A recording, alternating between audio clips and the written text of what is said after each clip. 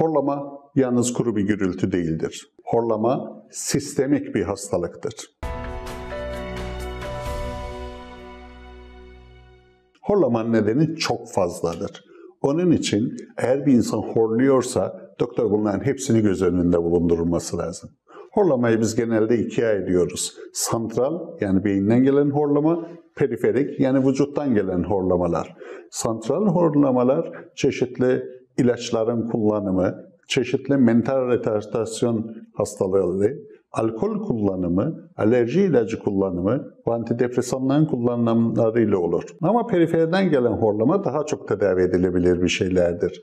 Bunun için baktığımız şeyler var. Önce boy uzunluğu, 2. Boyun uzunluğu, kilo, göbek, kasların gevşek olması, spor yapmama, burun tıkanıklığı, burundaki kemik eğriliği, et büyümesi, sinüzit, alerji, geniz eti çocuklarda daha çok horlama sebebidir. Bademciklerin büyük olması, uvula dediğimiz küçük dilin uzun veya onlardan bademciklere giden bantların çok geniş olması. Bunların hepsi tek tek araştırılır. Unutmayın, horlama çok ciddi bir hastalıktır. Çünkü tansiyon, şeker, kalp hastalıklarının kökenini oluşturur. Onun için burada tedavi ne gerekirse çok şiddetle üzerine gitmemiz lazım. Özellikle kapıdan giren her hastaya önce boyuna ve kilosuna bakarız. Eğer boyu kısaysa mesela çok bir şey yapılamaz. Ama eğer o boya uygun bir kilosu yoksa kiloyu vererek onun endeksini düzeltebiliriz. Eğer bir insan şişmansa muhakkak kilo vermesi lazım. Bu İlla horlamayı kesmemiz lazım. Horlama şikayeti olan insanlar genelde eşim gürültüden rahatsız diye bize gelirler. Halbuki biz ona bakmayız. Horlamanın iki yeri var. Bir gürültüsü ki o eşinizi çok ilgilendiriyor. 2 apne kısmıdır. Apne yani nefes kesilmesi.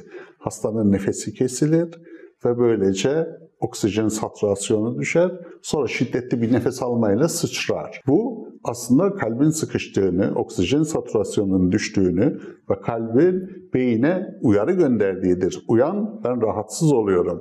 Böylece o sıçrama hareketiyle beyin uyanır. Düşünün ki eşiniz size söyleyecek günde 5 defa sıçrıyorsun.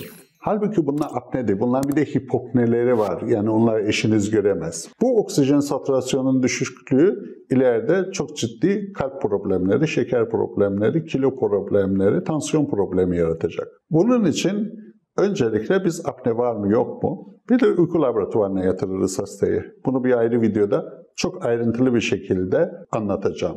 Konuyla ilgili daha ayrıntılı bilgiler almak için web sitemizi ziyaret edebilirsiniz. Sağlıklı günler dilerim.